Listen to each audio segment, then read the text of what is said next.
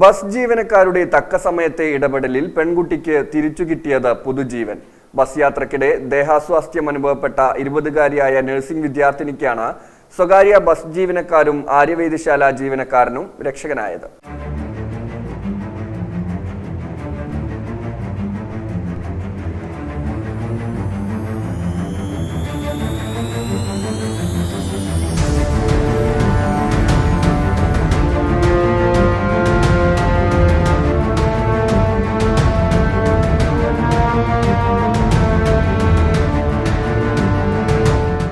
വളാഞ്ചേരി വലിയകുന്നിലെ സ്വകാര്യ ക്ലിനിക്കിലേക്ക് ഒരു ബസ് പാഞ്ഞെത്തിയത് കണ്ട് ആളുകളാദ്യം ഒന്നമ്പരന്നു. കാര്യം മനസ്സിലായപ്പോഴേക്കും പെൺകുട്ടിയെയും കൊണ്ട് ആളുകൾ ക്ലിനിക്കിനുള്ളിലെത്തി പ്രാഥമിക ശുശ്രൂഷ നൽകി. ശനിയാഴ്ച ഉച്ചയ്ക്ക് 2:30-യോടെയാണ് സംഭവം. ചങ്കുവെട്ടിയിൽ നിന്ന് കൊളപ്പുള്ളിയിലെ വീട്ടിലേക്കുള്ള യാത്രക്കിടെയാണ് 20-കാരിയായ നഴ്സിംഗ് വിദ്യാർത്ഥിനിക്ക് ദേഹാസ്വാസ്ഥ്യം അനുഭവപ്പെട്ടത്. കോഴിക്കോട് നിന്ന് പാലക്കാടേക്ക് പോകുന്ന വാളയാർ എന്നു പേരിട്ട സ്വകാര്യ ബസ്സിലെ യാത്രക്കാരിയായിരുന്നു മലപ്പുറത്ത് നഴ്സിംഗ് വിദ്യാർത്ഥിനിയായ പെൺകുട്ടി.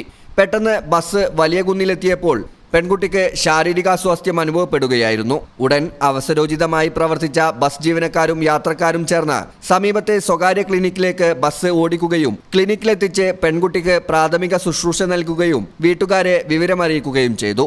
Bus driver Sandeep, conductor Navas, യാത്രക്കാരനായ കോട്ടക്കൽ ആര്യവൈദ്യശാല ജീവനക്കാരൻ കൃഷ്ണപ്രസാദ് തുടങ്ങിയവരായിരുന്നു അവസരോചിത ഇടപെടലിലൂടെ കുട്ടിക്ക് രക്ഷകരായത്.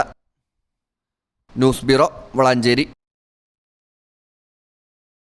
നിങ്ങളുടെ വിവാഹാഘോഷങ്ങളെ ബജറ്റിലൊതുക്കാൻ ചാസിയ സിൽക്സ് നിങ്ങൾക്കായി ഒരുക്കിയിരിക്കുന്നു മംഗൾ വെഡിംഗ് ഫെസ്റ്റ്. ഇനി ചാസിയിൽ നിന്നും പർച്ചേസ് ചെയ്യാം മനസ്സിനിണങ്ങും വിലയിൽ തന്നെ. പട്ടുപോലെ പവിത്രമായ ഹൃദയബന്ധം. ചാസിയ സിൽക്സ്, വളാഞ്ചേരി.